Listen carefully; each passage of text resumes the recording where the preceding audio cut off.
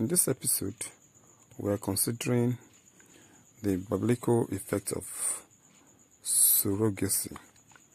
That is surrogacy biblical? Is surrogacy biblical? The question of whether surrogacy is biblical is complex and requires careful consideration of various biblical principles and terms. Here is a detailed analysis with biblical references and examples. We'll look at few biblical principles and terms that are related to surrogacy. 1.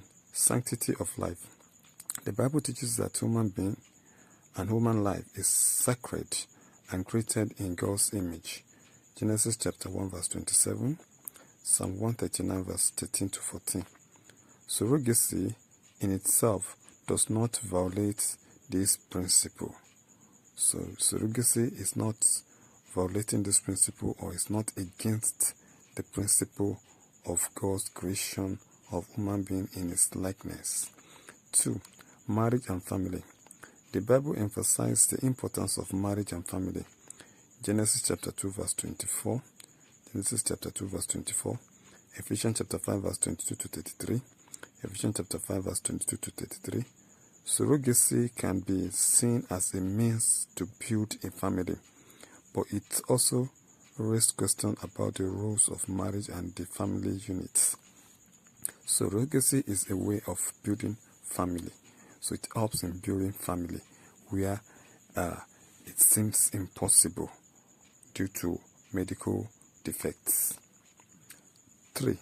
Adoption and care for the orphans. Adoption and care for the orphans.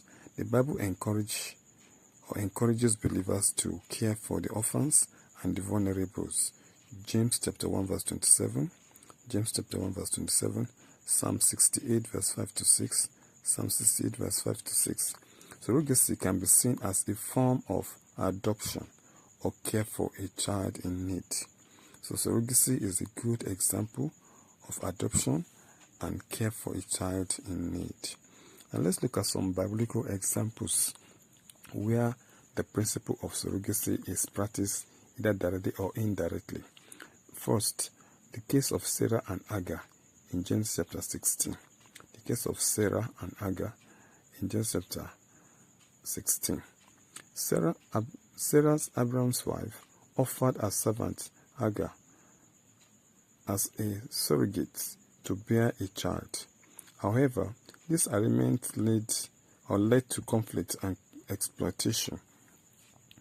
This example highlights the importance of considering the potential consequence and power dynamics involving surrogacy arrangements. So the case of Sarah and Hagar became so complex and led to conflict and exploitation. And we know what happened at the end of the day where Hagar was sent out of that family. Number 2, Leah and Rachel in Genesis chapter 30 verse 1 to 24. Genesis chapter 30 verse 1 to 24.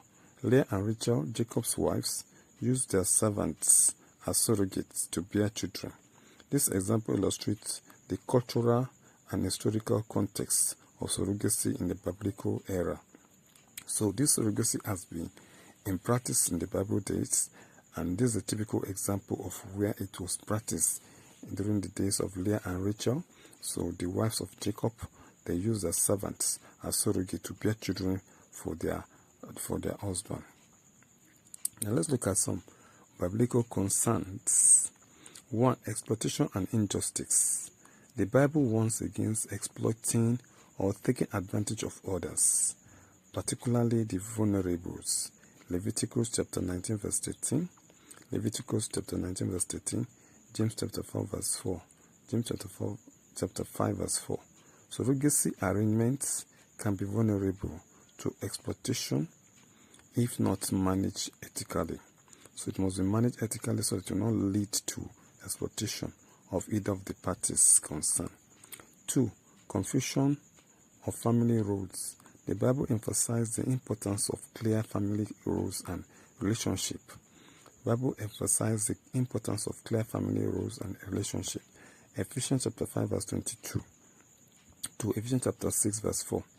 Surrogacy can create complex family dynamics, particularly if not navigated with care and communication. So it must be navigated with care and communication. That is, there must be clear statements on the procedure and all that will be involved, all that will be involved in these activities must be well stated and signed. Number 3, emotional and psychological impacts. The Bible acknowledges the complexity of human emotion and relationship. Psalm 139 verse 14 and Romans chapter 12 verse 15. Surrogacy can have significant emotional and psychological implications for all parties involved. So all parties involved may suffer or may pass through emotional or psychological situation or reactions.